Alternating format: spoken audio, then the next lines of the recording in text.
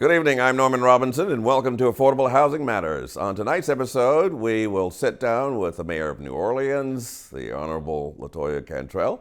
We will discuss the city's affordable housing crisis and how the mayor plans to combat the issue. We have a great show planned for you this evening, so don't go far.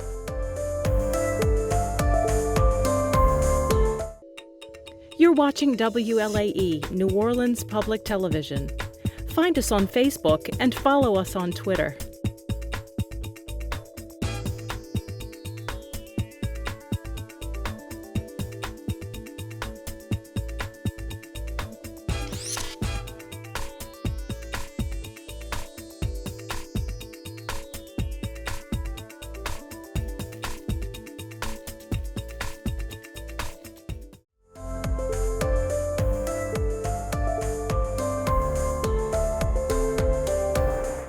To no one's surprise, the city of New Orleans is currently in an affordable housing crisis, and to remedy this crisis, the mayor of New Orleans is planning to go on a 7-week tour, visiting each district starting in the month of August, to help solve this problem and providing more affordable housing for the inhabitants of our city. Here now to tell us about how she plans to accomplish this task is the mayor of New Orleans, the Honorable LaToya Cantrell. Madam Mayor? Hi, how are you? I'm well, and I'm doing even better since you've agreed to be on this broadcast. Oh, it doesn't take much, Norman, when you ask. Well, thank you for being here.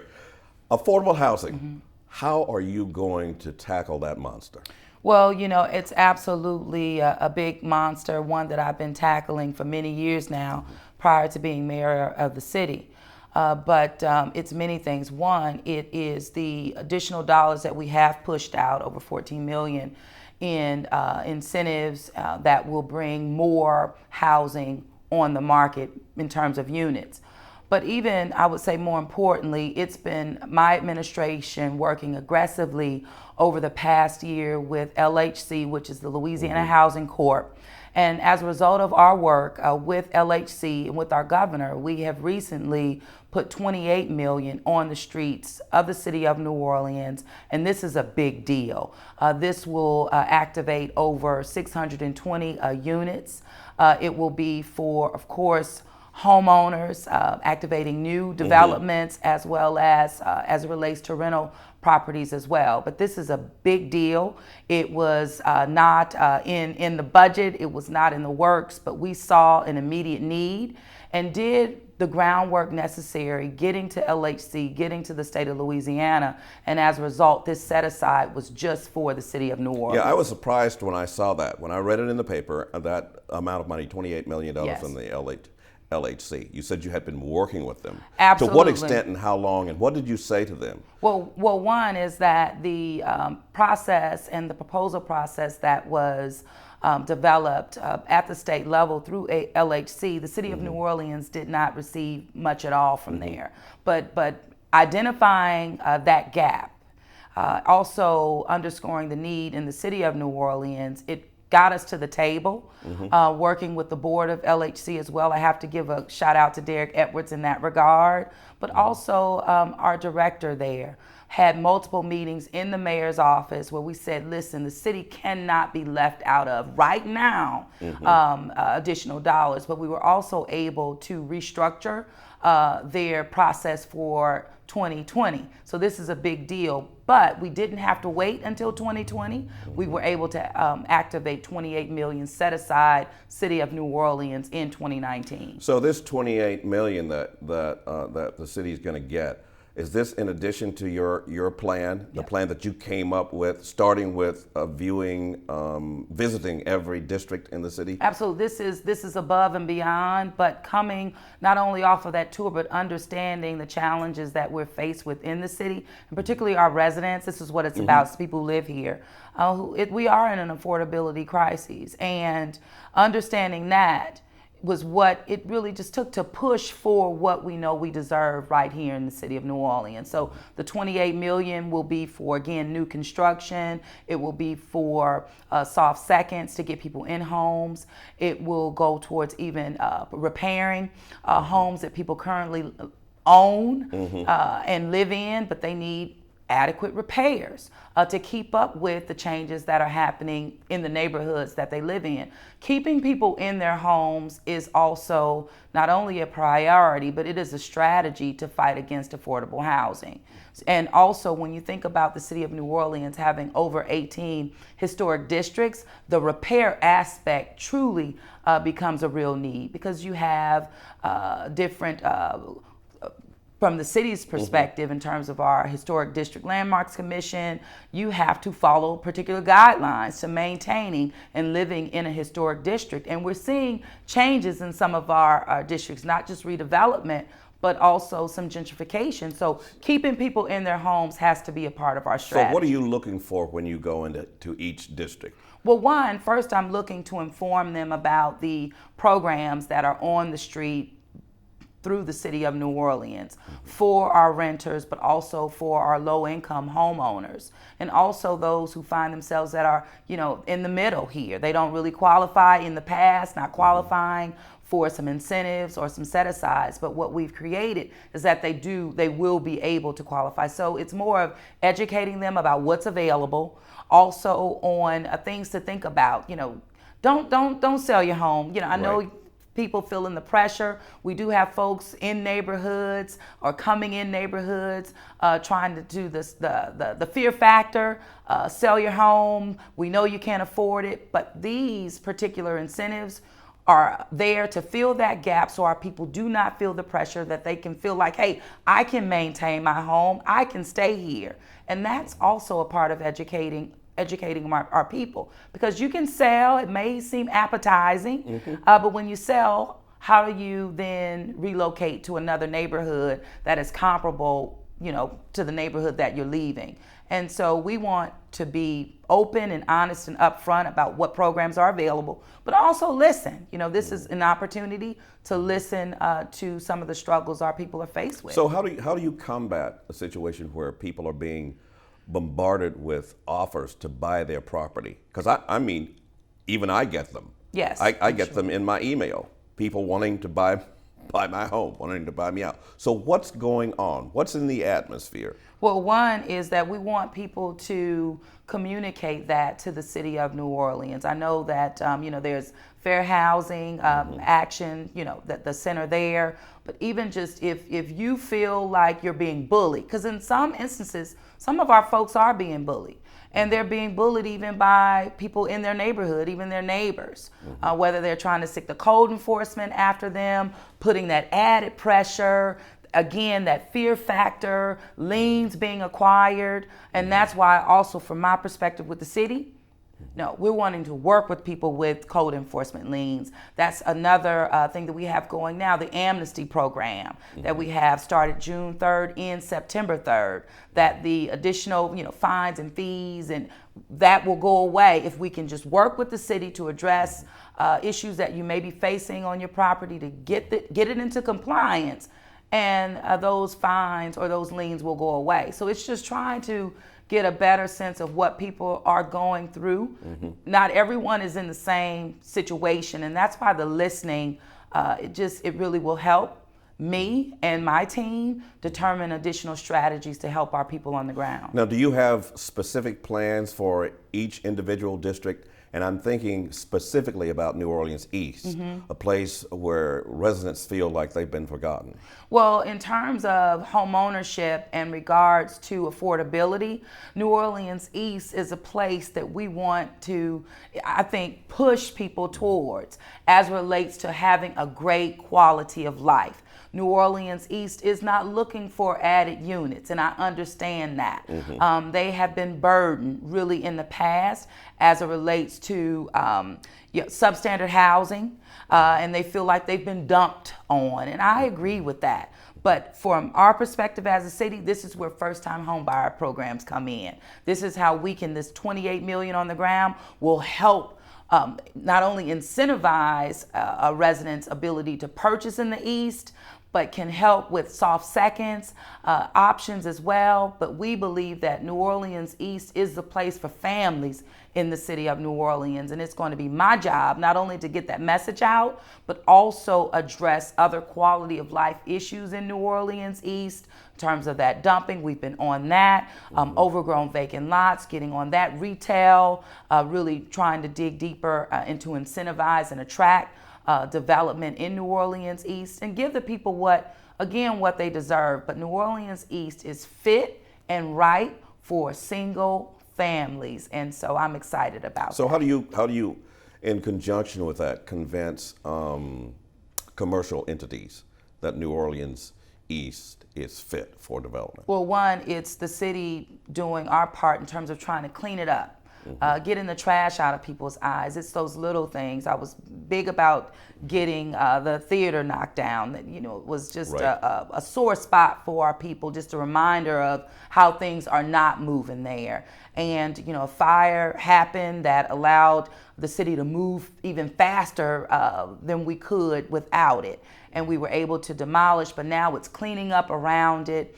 Also holding property owners accountable. We were able to, through code enforcement and working with the new owners, even of the facility right there off of Bullard, that's been an eyesore. Old hotels, even in New Orleans East, that we're able to incentivize development on. So there are things in the works. I know it's a big deal. Also, as it relates to just the little things matter to me, and I know to the people. So I call it the median on the interstate, really trying to green and clean that. We have plans working with the state, the DOTD, to clean it up. The lighting on New Orleans on the I-10 has been a big issue. We have activated over 1.7 million, making those those adequate repairs so that we can have lighting there. So those real, initiatives will spur, I think, development, but will attract. Recently, a lot of attention has been given to evaluating land, public land, not just Six Flags, but around Six Flags, because I want to, think through various options for redeveloping not just Six Flags, but other parcels around it. We have had conversations with landowners that are adjacent to the city property for a welcoming center right in New Orleans East. New Orleans East is an entry point, to the city of New Orleans, and trying to turn that map around about how we look at it and view it entering the city of New Orleans. So making it more welcoming, cleaning it up is a big priority. You mentioned Six Flags. Yes. Where are you as it relates to doing something with that development? So I was able to hire consultants to do an assessment of that site and adjacent sites, and giving feedback based on what they've heard from the community. And we know we've heard them. They're pretty much the same, as it relates to some recreation, of course, water park, something fun, for families. Even from my perspective, playing to our strengths in terms of our environment there. STEM, science, technology, the engineering and math, and that environment speaks to that. We're doorsteps away from NASA, where we're building, the next space shuttle that will go to Mars. These things are happening in the city of New Orleans. Playing to our strengths, environmental, green infrastructure is a priority for us as well. As it relates just to that particular market, we have a strength that I want to play to, be bolder as it relates to STEM, and New Orleans East is at the heart of that. We have even seen, and we are thoroughly documenting this. As being on the council, we shut down the gas plant, right? But as a result of that, and what we're seeing in other areas that are, we're losing ground. We're kind of sinking in the area where the gas plant was kind of discontinued. We're seeing that land in New Orleans East actually rising. So Really? This really does speak to the environmental assets that we have that I want to play to in New Orleans East that will create jobs, in terms of renewable energy platforms, STEM. We're here, green infrastructure. The city of New Orleans is a leader in this. We can be an even bigger leader on a national and global scale. And I want to be bolder as it relates to it. New Orleans East is where it is. And it's a teaching ground as well. But the environment it's taking over the nature just organically, and we have to play to that.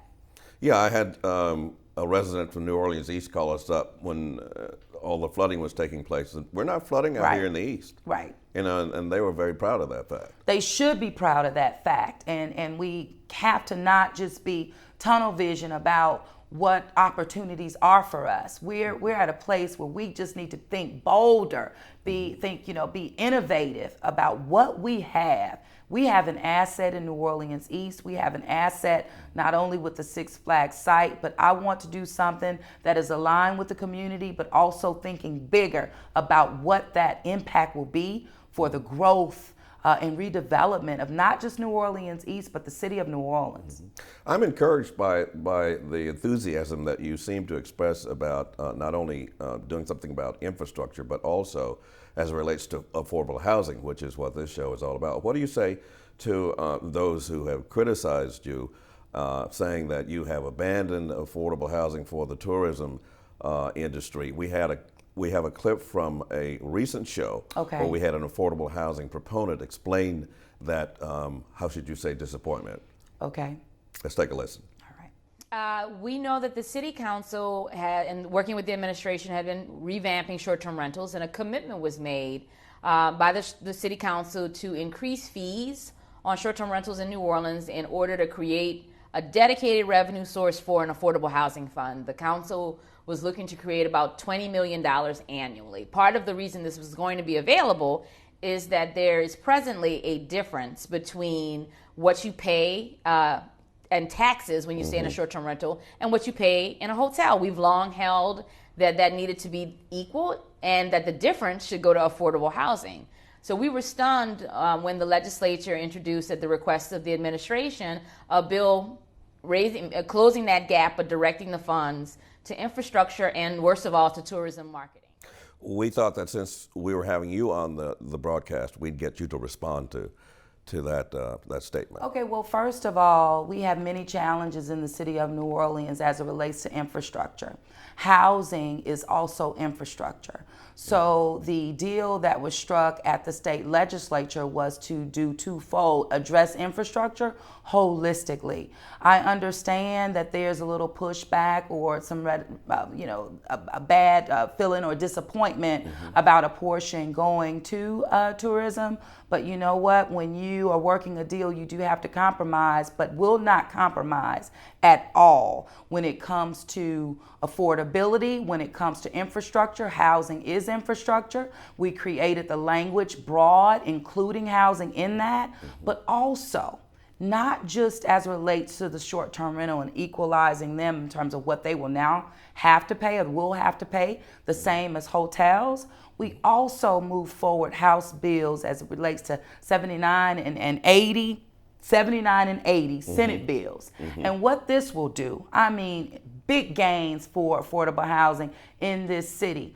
We will see a constitutional amendment on the ballot this fall that will allow not only the city of New Orleans, but other municipalities across the state of Louisiana to therefore incentivize housing and affordability on its own. And this will produce millions. It will allow us to leverage our own dollars, the 4% credits with the Finance Authority, working with the Redevelopment Authority, that's NORA, HANO as well. But these are all partners in this in terms of us leveraging these dollars that will activate more affordable housing and money that we've seen in a mighty long time. So you can't be short-sighted when we're talking about dealing with challenges holistically.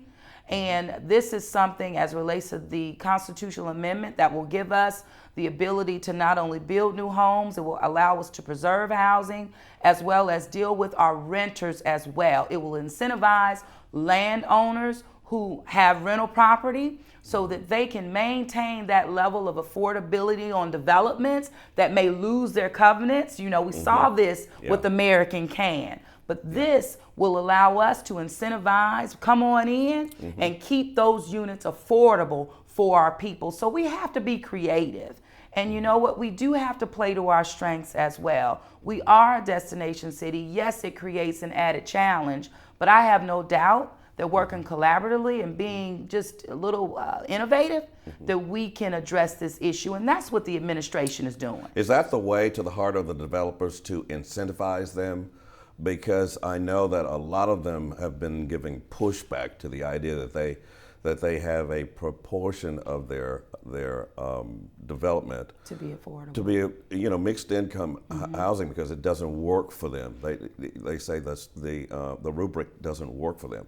How do you incentivize a developer beyond that particular philosophy? Well, first of all, that really led to us thinking creatively about how we can make changes at the state legislature, at the state level, to therefore empower cities across the state. And this will be big for the city of New Orleans. Because we need additional incentives to attract not only developers, but allow it to be at a price point that they can live with, but also that we can live with, and keep units affordable for much longer periods of time, and also build in permanent affordability. We can do it, and this constitutional amendment, if passed, would allow the city of New Orleans, I'm telling you, it will bear hundreds of millions towards affordability, because we'll be able to incentivize it based on the needs of this city. But what I'm finding as I'm talking to other parishes, they're getting excited, and we're working again collaboratively so that we can get this passed, because the whole state will vote on it, but this is something that other municipalities are dealing with, and they say this is an answer to their problem, and we know it will be for New Orleans. So you don't have the age-old problem of North Louisianians being, how should you say, upset with people from New Orleans trying to get something different from the rest of the people of the state. This is something that will be passed by a constitutional amendment statewide, and what it will do is empower those municipalities to create incentives that are aligned with where they live. So it's not Orleans Parish telling anyone else how to create their toolbox. We give you the tool, and you can build it how you want to, but we know what we need in our city.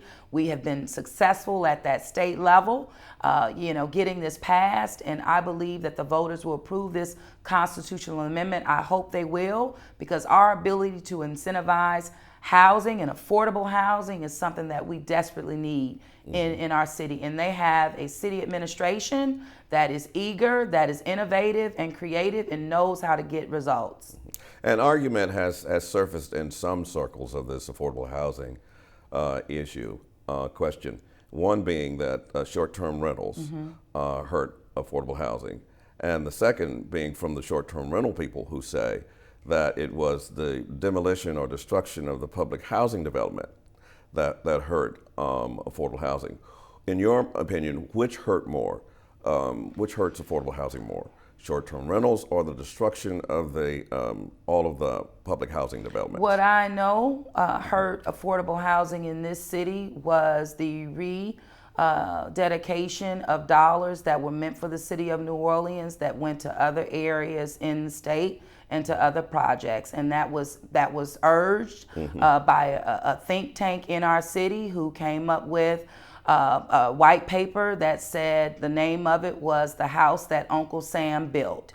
And that white paper then changed the policies at the state level right around 2008. So this is where dollars were redirected from New Orleans at a critical time when we were rebuilding ourselves post-Katrina. That hurt the worst. We had short-term, we had the small rental program that never got off the ground. If you remember through, the Road Home program to help our small rental property owners. That never happened. That had an impact on affordability. And of course, the redirection of those dollars meant for Orleans Parish, that hurt more, in my opinion, than even the demolition of housing development. How did that happen, Madam Mayor? It was a policy change at the state level, and we had a think tank in our city who said that New Orleans was on the verge of having too many affordable units. That's what happened.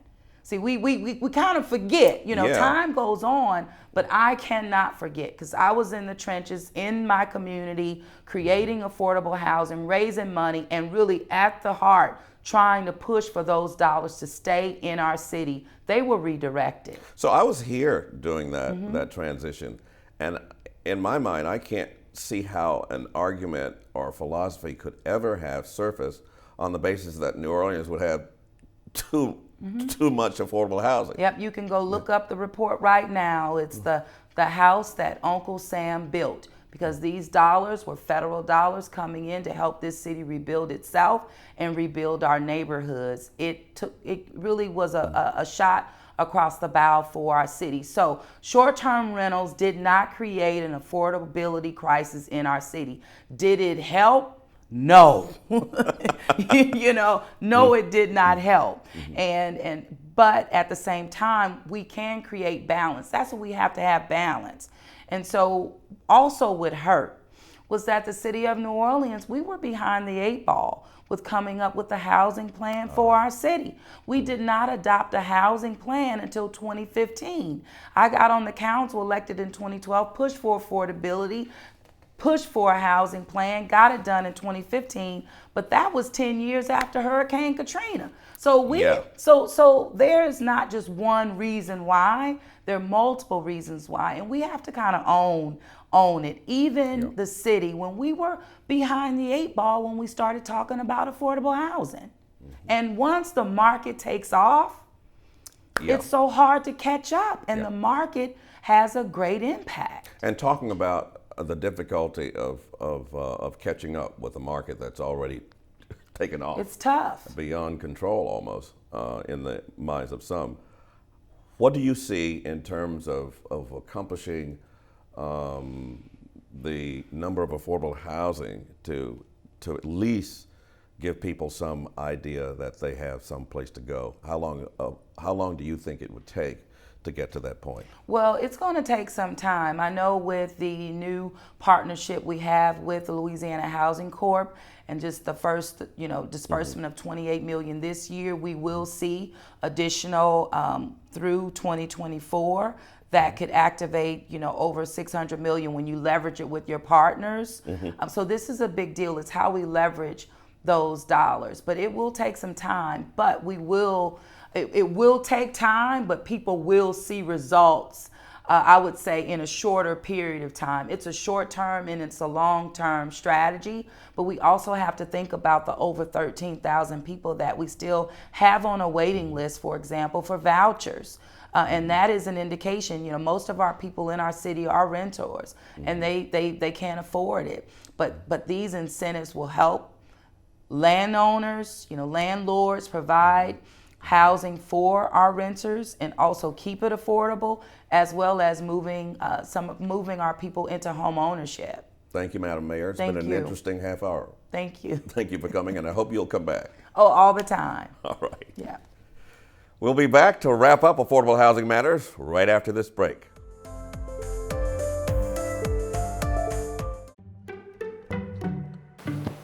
Testing. Why did the girl ask the mushroom to dance? Because he was a fun guy.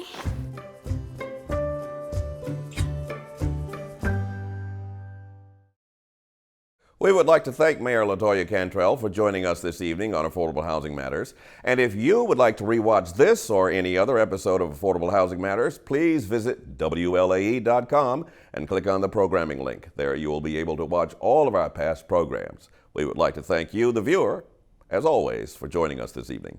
I'm Norman Robinson. Have a good night.